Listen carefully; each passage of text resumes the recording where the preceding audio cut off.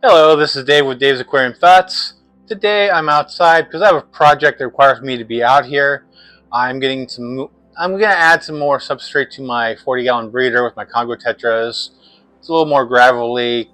The one I got it's a little bit tinier than I thought it was going to be, but I think it's going to be fine. I just need to add some more depth in there because I do want to add some more plants in there, and I want something to hold it into place because all I have in there is sand.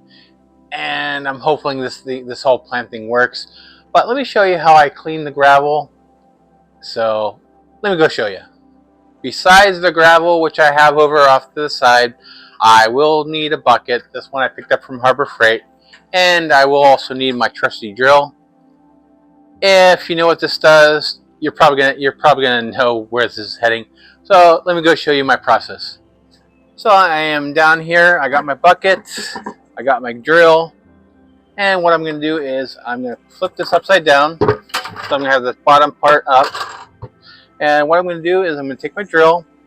And basically I got, on this one, I got the smallest drill bit I could find. Primarily because the gravel I have is kind of tiny. And I really don't want that gravel to fall through the holes I'm drilling in the bottom. What this is going to allow to do is going to allow the water flow through it, but hopefully not the gravel or sand. Sand, this probably won't work too well for sand, so unfortunately you're kind of stuck with there. So let me go ahead and start with this, and I'm just going to drill a bunch of holes. So this is going to be a while, so let me go ahead and drill.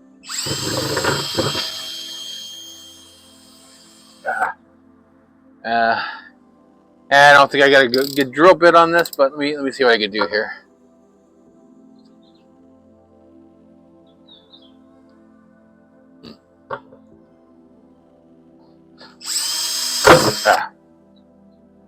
Okay, one hole in, one drill piece missing.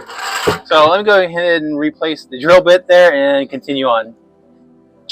Alrighty, so I got a new drill bit on this. One problem with getting a small drill bit is they're not as strong as the thicker ones. This one's a little bit thicker. I'm hoping it's not going to be too thick. But let me go ahead and drill these holes and show you the finished product.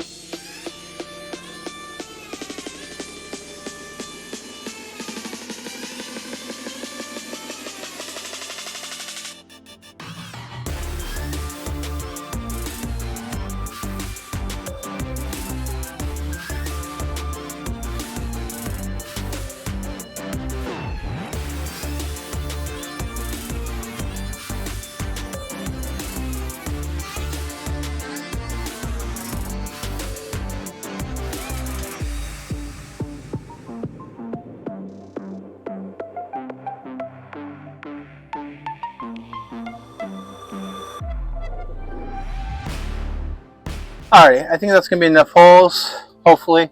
So let me go and show you the finished product. And what you have here is essentially what it is just basically a huge strainer.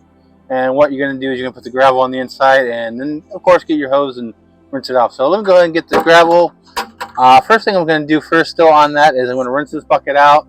And then I'm going to test it out with a little bit of gravel so I could see if these holes are too big or too small or whatnot. Alrighty, unfortunately on that, I ran into a slight problem where the gravel was too tiny and small, and it was actually just going through the holes. So what I did, I do got some like pea pebbles that I had for another project. I'm gonna go ahead and show you how I do this. Of course, this is the bucket with the holes. So then all I do is grab the lovely hose here. Let me untangle it a little bit here and show you what I do, and then of course all you do is just rinse it. And what that does is all the water is just going to drain on the bottom, and hopefully as well with all the impurities. Okay, water was just going a little bit where I didn't want it to go, but it is going to be what it is. So let me go ahead and continue this. So you're basically going to just rinse it out like that. What I do like to do is I do like to go with the jet functionality on my hose. That way it powers through there and hopefully gets all the dirt out. As you can see, I'm just kind of running it through there. And I don't have to worry about dumping out the water too much because all that water is draining to the bottom. And if you look on, and you can actually see all the dirt on the ground. If you look very closely, it is kind of coming through the bottom. Not that you could tell too much, but and then if you wanted to, you take the hose and really get in there, and wash all this stuff out. And now we have nice clean gravel, and you won't have to worry about dumping water out as you do it. A little bit easier that way. So that's pretty much how that's my process. It works definitely great with larger pieces of gravel. P-Pebbles works perfectly, but this process does work perfectly when you're working with larger pieces of gravel. So anyways, I hope you find this helpful.